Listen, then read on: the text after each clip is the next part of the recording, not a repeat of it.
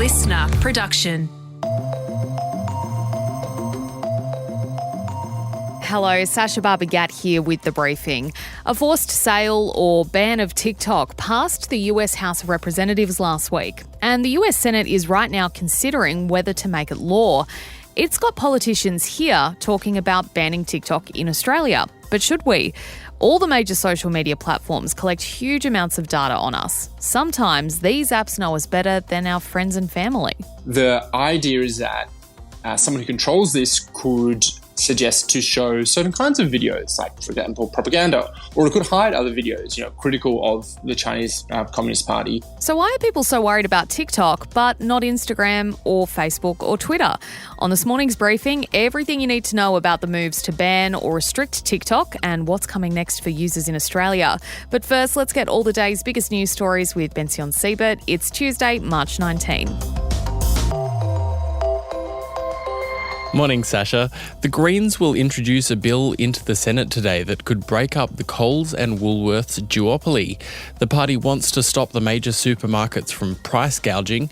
Its bill would see the competition watchdog, the ACCC, given powers to issue a breakup order if they find the supermarkets to be behaving anti-competitively. It's called divestiture, and similar laws exist in the US and the UK.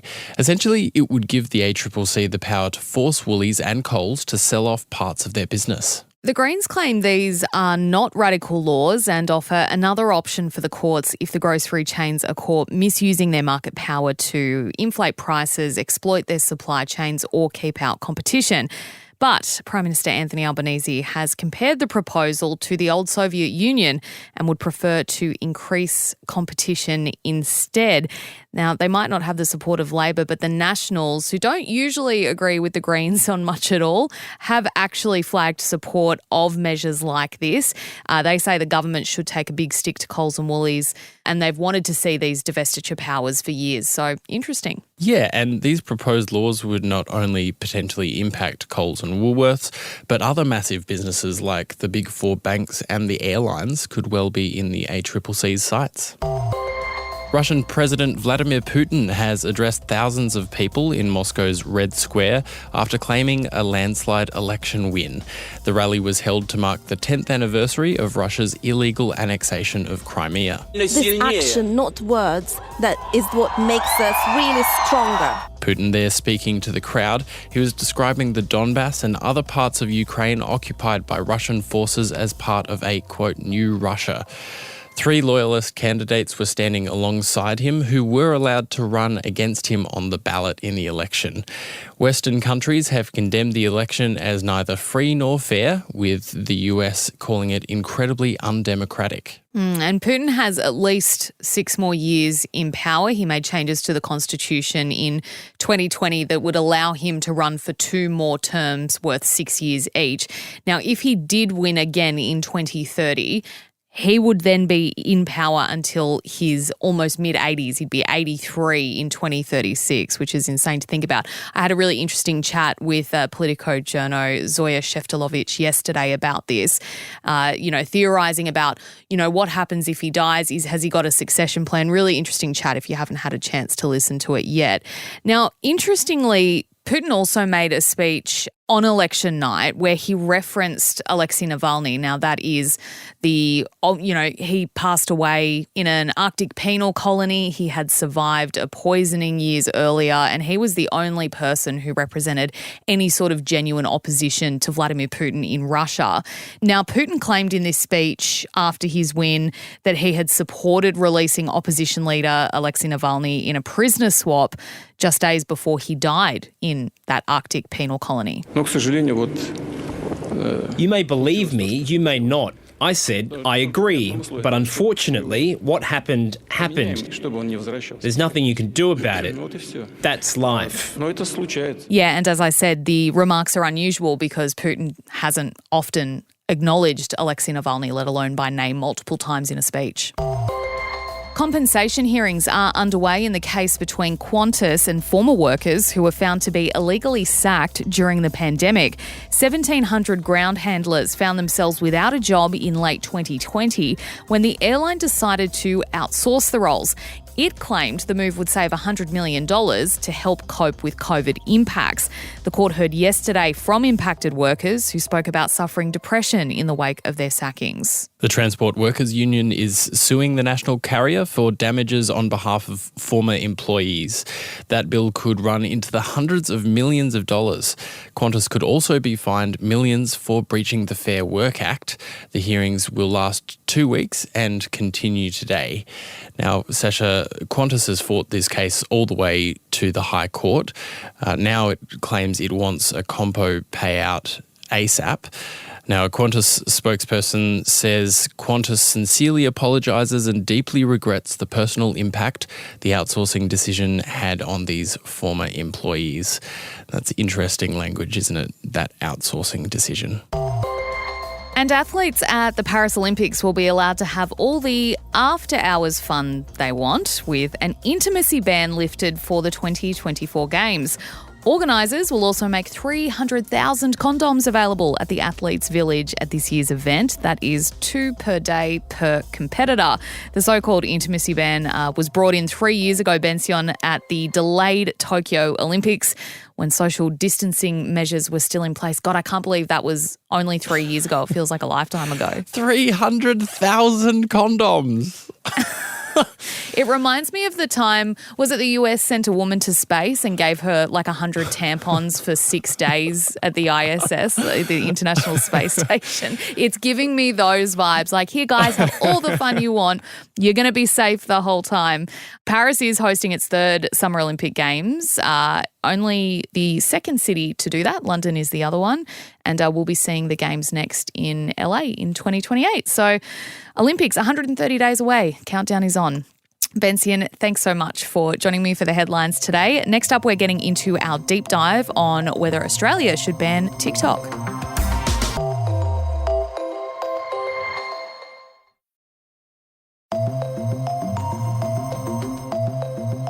TikTok is amazing. It feeds us content so tailored to our lives and personalities and delivers such a constant stream of dopamine. It's designed to be basically impossible to put down.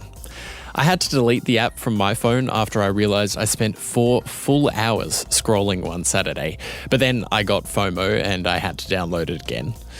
In the US, a bill to ban TikTok or force Chinese company ByteDance to sell it has made it through one of the 2 houses of Congress, and it sparked a whole new conversation in Australia about whether we should ban the platform here.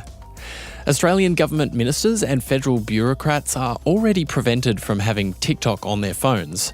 And in the US, Republicans think TikTok is scary enough to team up with Democrats against Donald Trump to potentially ban it. But why is all this happening now? And why TikTok and not any of the other social platforms that have been constantly collecting our data for years? To explain where all this has come from and what it means for Australian TikTok users going forward, I'm joined by Crikey Associate Editor and Tech and Internet Culture Reporter Cam Wilson. Cam, thanks so much for joining us. Is the US banning TikTok? Looks like they're headed towards it. So I think what's the latest thing is that the House of Rep has decided to ban it. And so now the bill is going to the Senate. The latest reporting I saw on is that the Senate is going to take its time because it is not just a national security problem, but it's also a political problem. The decision to ban it, and specifically it is saying, hey, TikTok or ByteDance, the company that owns TikTok, you've got 6 months to either sell it to a US owner, otherwise we're going to ban it. That decision is quite a big one because obviously it's a company that's or a product that's worth a lot of money. I saw it estimated about being $160 billion, not bad, but also one that with the US presidential election coming up in 7 or 8 months is a highly political one. We know that TikTok has a fairly young user base, although it is actually getting older. It's becoming more popular with people who aren't just your Zoomers and your millennials.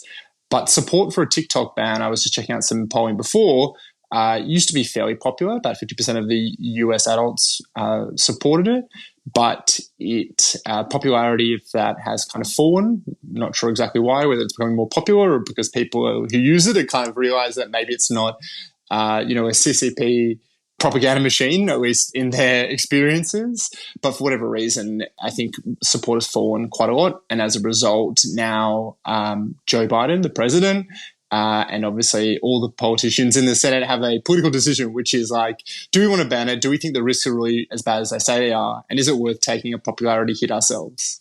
So why are lawmakers in the US so concerned about TikTok? Obviously, some politicians here are concerned as well. So the broad kind of issue is this idea of influence. So, of course, many people are now familiar with the idea that the apps that we use are typically free because they are getting information on us, and then they're using that attention that we give to it to sell advertising space. And so, Meta, who owns Facebook, Instagram, Twitter, or X as it's now known, and obviously TikTok, they all make significant amounts of money off advertising.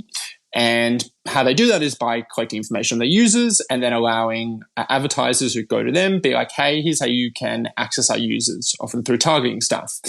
Now, of course, when you collected that information, you might want to use it to sell ads, but also there is the idea that you could be using it for other things. And in the case of TikTok, the fact that it is owned by a Singaporean company, but it has a lot of ownership by the Chinese government, and also has a lot of staff members who are members of the Chinese Communist Party. And so as a result, this idea that it's not just your stereotypical social media company that's collecting information on us, but it is a foreign adversary, as politicians say, who also have access to this data. The second aspect of this is this idea of like media influence. And I think this is actually the kind of more interesting and nebulous one, because TikTok is so popular. It's, there's a variety of metrics. It's not all completely transparent, but we know that it has a direct line to, more than 100 million Americans, I think. We know it has more than 10 million Australians who have this application. And this idea is because it is an app that, shows you videos, but you don't really know how. It's driven by an algorithm. The idea is that someone who controls this could suggest to show certain kinds of videos, like, for example, propaganda, or it could hide other videos, critical of the Chinese Communist Party. So this idea that we have this essentially extremely sophisticated media operation that is like, all of us are tapped into, and it's very hard to know what it's showing because each of us have a different feed, and so it's very hard to have that oversight. The idea is that, this company, and as a result, this government could be, forcing ideas into the world population, or in the case of the US population, and that's something that they just can't stand by. Is that something that we've actually seen? And also, should we be more afraid of TikTok than the other massive social media companies that are all also collecting huge amounts of data on each of us? Yeah, it's a great question. And I think, again, with those two different kinds of like influence that it has, the data, but also the kind of, media influence over it are kind of different. When you hear a lot of people talking about all the data that's collecting, that's an issue that I find to be less persuasive as to why ban TikTok versus why pass, sweeping privacy laws that not only handle TikTok, but, Meta and all the other social media companies and many other, app companies that do the same thing. We do know that they collect information on us, but also many other apps do as well. And for example, even if China didn't have access to TikTok, it could still, for example, buy information on users through data brokers. There's this enormous industry of people who collect information from other sources, other apps, and then sell them on. So, this idea that if the US just banned TikTok, that it would end this idea of data collection on US citizens and citizens around the world, to me, is not a very persuasive argument. I'd love to see action on this, but broader action on this. The second part, which is really difficult to kind of know, because I said before, it's this algorithmic and, personalized videos that are being shown to everyone. So it's kind of hard to see from the outside. Crucial in this is that there is actually not really any evidence that it has been used to systematically target propaganda to US citizens or Australian citizens. The issue is that there is always the threat of this. And for me, this is kind of where it comes into something that I can more understand the focus specifically on TikTok. Because I'll give you an example. Say, hypothetically, TikTok had just been started up by an American entrepreneur, it was super popular, and then at this point in time, the owner decided to sell it to, a consortium which also included the Chinese government. Like, would the US really allow that? I would think that's very unlikely. So this kind of goes from something that is like obviously fairly unprecedented because, as we know, most social media companies have been out of the US, and this is something that, the whole world has had to deal with, the kind of US values and legal ramifications deciding how tech products work for the rest of the world. Now we're experiencing this about what happens if this influence includes, or what happens if this, the popular apps include something from China. But in this case, I do kind of get it. And even if there is no proof, and as far as I know, there is no proof that it has been used to try and influence, American or Australian citizens, I still understand why people would say it presents a threat, because it's the idea that, well, maybe they haven't done it now, but maybe they just they go into ByteDance HQ and go to a little knob that says propaganda and turn it up from 0 to 10, and all of a sudden it, sends all these, videos praising the Chinese government. So outside of the influence bit, obviously we know that Australian bureaucrats and ministers aren't allowed to have TikTok on their phones because of sort of intelligence services advice, that kind of security risk. Should we be worried about having TikTok on our phones any more than any other app? Is it special in a security kind of a way? I think with all security and privacy risks, you've got to think about who you are and what kind of threat that you're at. If you're someone who is, for example, like an international student from China who may be doing things in Australia that would be frowned upon in China or even like illegal, probably something worth being more thoughtful and risk-averse about. For the average Australian, 33-year-old tech reporter who, honestly, as much as I'd love to, doesn't have many like national secrets in my bag. I'm personally not as worried about it. I have it on my personal phone, as I have many other applications. At the same time as I spend my time warning people about, what the ramifications of these are. I think that, you always need to be kind of conscious of this. And when we're talking about data security and privacy, I think that like individual action and the idea of that, most average people would try and opt out of the surveillance capitalism economy is honestly unrealistic and in many cases, not possible. So that's why I kind of think that we shouldn't be like, trying to advise people to act individually, and instead be like, hey, Australian government, you should be having more, wide-reaching privacy laws that limit what companies can do and collect on us, because that's really where action needs to happen, not at an individual level. Finally, the US Senate is perhaps slow walking this. We don't know when we're going to get a result on that. But if the US does ban TikTok, what do you think will happen next in Australia? Well, we do have a parallel for this, which is that India banned TikTok, and what we saw happen is that its short video competitors, which is YouTube Shorts and Instagram Reels, owned by Meta. By the way, that's probably one of the reasons that Meta's not too vocal in opposing the US government banning apps, because they are probably going to be a big beneficiary of it.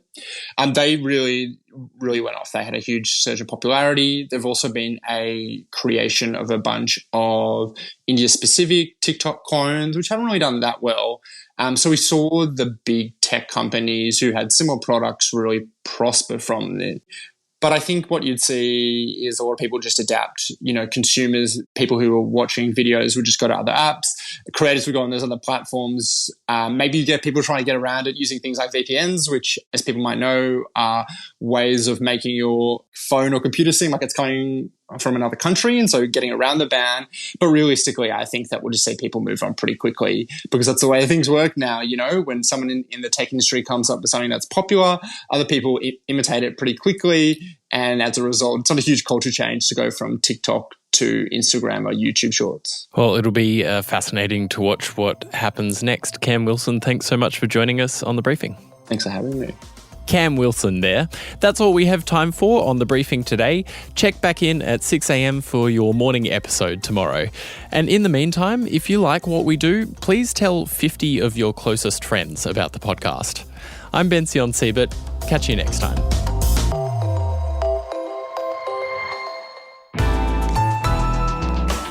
Listener.